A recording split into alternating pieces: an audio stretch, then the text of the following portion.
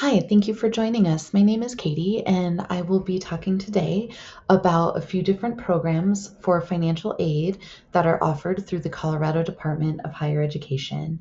I am a post-secondary options navigator with the department, and today I'll be discussing the Education and Training Voucher, or ETV, Foster Ed, and Empower Ed.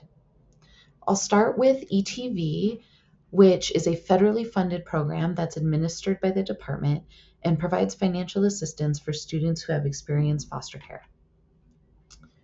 The eligibility criteria for ETV is that a student is between the ages of 17 and 25, a U.S. citizen or qualified non-citizen, a current Colorado resident, and that they had one of several qualifying experiences. So, experienced foster care on or after 14, were in a division of youth services community placement on or after 14, had a finalized adoption with adoption assistance on or after 16, or had guardianship assistance established on or after 16. So, any one of those experiences can qualify a student for ETV funding. We also require that students have been accepted into and eventually enrolled into a degree, certificate, or other accredited program at a college, university, technical, or vocational school, and that if they're a continuing student, that they're meeting satisfactory academic progress. I will define a few terms on this slide. So when we say a qualified non-citizen, that would match what the FAFSA requires. So if a student is able to complete a free application for federal student aid, or a FAFSA, and be qualified for federal aid, then they may qualify for ETV funding. SAP is something that is defined by the student school and generally means that a student is maintaining a 2.0 or 2.5 GPA and is not dropping or withdrawing from too many courses. I will also mention that students can receive ETV funding for up to 5 years. This can be either consecutive or intermittent. It does not have to be back-to-back years only. And there is no cap on the credit hours. So regardless of the number of credit hours a student has completed. The maximum ETV award would be $5,000 per academic year. However, we award this on a case-by-case basis, so a student might receive less than that. And because the funding is limited and it is distributed on a first-come, first-served basis for the students who applied earliest, they will have the best chance. We do only distribute ETV funding in the fall semester because we always run out of funding after that. So that money would go to the student's financial aid office and then to the student directly if they're receiving a refund check at all. ETV funding can cover any educational expense, and students just need to complete the application on our website, which opens in March each year for the next academic year. So right now, the application for the 26-27 academic year is available on our website. I'll move on to Foster Ed. This is our state-funded program, which also supports students pursuing post-secondary education who have experienced foster care. The eligibility requirements for Foster Ed include that students are current Colorado residents, were in foster care in Colorado on or after their 13th birthday, or in a non-certified kinship care placement on or after 13, and at any age adjudicated neglected or dependent through the Colorado Children's Code and the Child Welfare Court system. We also require students be attending a state public institution of higher education, a local district college or area technical college, and that they are currently enrolled in courses that are leading towards a certificate of completion, an associate's degree, a bachelor's degree, or a postgraduate degree, and are meeting satisfactory academic progress as defined by their institution. Foster Ed will cover up to 132 semester credit hours or 198 quarter credit hours from the time that a student starts receiving funding, and credits earned prior to joining this program will not count against that limit. There is no age limit for Foster Ed, just this credit hour limit. Finally, this award will cover up to the student's total cost of attendance at a public institution that's in state, And it is a last dollar program. So any other funding a student's receiving would be factored in first, and then foster ed would make up that remainder up to the cost of attendance. And like our other funding, it is dispersed first to the school's financial aid office, and then the financial aid office will disperse further to the student. Okay. And finally, Empower Ed. This is our state-funded program that we administer for students who were identified as being eligible for McKinney-Vento services while enrolled in a Colorado high school. So the eligibility criteria here is that students were identified by designated school personnel as a homeless child or youth pursuant to the federal McKinney-Vento Homeless Assistance Act while residing in Colorado and attending a Colorado high school anytime between the start of ninth grade and the end of 12th grade.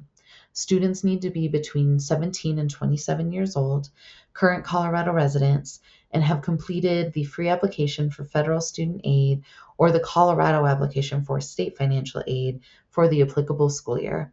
They also need to have been accepted into an in-state public institution of higher education, local district college, or area technical college, and currently enrolled in courses leading towards their first degree, either bachelor's degree, associate's degree, or certificate of completion at an accredited institution while meeting satisfactory academic progress.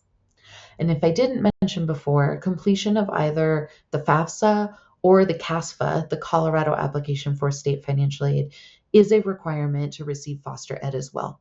So students would only complete one or the other of these applications. The CASFA is available for students who are not eligible for federal aid and therefore cannot complete a FAFSA. But one or the other does need to be completed. And then to reiterate point number 6, Empower Ed cannot be utilized to pursue a second degree of the same type. For example, if you have already received a bachelor's degree, then Empower Ed can only be used towards a certificate or an associate's degree. And there is also a credit hour limit, the same as foster ed, 132 semester credit hours or 198 quarter credit hours. And finally, I'll mention some common questions we receive. What if I am in foster care or experience homelessness for one day? There is no minimum time limit that your experience must occur during. So on or after 13 for foster care is enough to qualify for foster ed if it is in Colorado. And on or after 14 for ETV would be the qualifying age for ETV. But there's no minimum time that has to be spent. It's just that age limit. And then for Empower Ed, it would just be that identification of McKinney-Vento. And that can occur at any time during the student's high school experience between ninth grade and 12th grade. If it only occurs once out of those 4 years, the student would still be eligible. And then what if I qualify for multiple programs? This certainly is possible. Students could qualify for all 3, and we would just advise that students use Empower Ed and ETV funding first because they are age limited. Can you retroactively apply funding to outstanding balances or previous loans? Unfortunately, we cannot. We base our funding off of each semester's enrollment or each term in accordance with the number of credit hours the students enrolled in and the cost of attendance as established by their school. I plan on living off campus. Is there any way funding can be sent before classes start to help with expenses? Again, unfortunately, we cannot. This is related to the previous question. All of our expenses are determined after a student has enrolled in classes and has passed the census date. So they are determined to more than likely stay enrolled, right? They can no longer just drop a class. That's when we set that final cost of attendance and agreement of how much the award will be with the schools. So we have to wait until that time. That does mean funding can be a bit delayed. So it's best for students to prepare for the first couple months of the semester to not be funded yet. However, when students are living off on campus, their school should not drop them from classes or from housing if they are enrolled in one of our programs. And we can help communicate that with their school. Can funding be utilized for summer classes? Yes. ETV, as we mentioned before, almost always runs out in the fall. So generally it's not available for summer, but Foster Ed and Empower Ed have covered summer classes. Are students who are undocumented able to participate in these programs? Yes, and for our state-funded programs, Foster Ed and Empower Ed, those students may participate. And if you need to contact us, please, you can check out our counties that we work with in the state, but we're very flexible in terms of who has availability on our team. You're always welcome to reach out to our inboxes. We have our Foster Ed and ETV inbox at FC Navigator, and then our Empower Ed inbox or EE Navigator. So those email addresses are there, and our websites as well. The full website is not written out, but if you Google ETV Colorado or Foster Ed or Empower Ed Colorado, you will certainly find us. And all of the information I talked about, and especially the applications. So we do have online applications for all of these programs now. And the deadlines and the links to applications can all be found on our website. Thank you so much for joining us.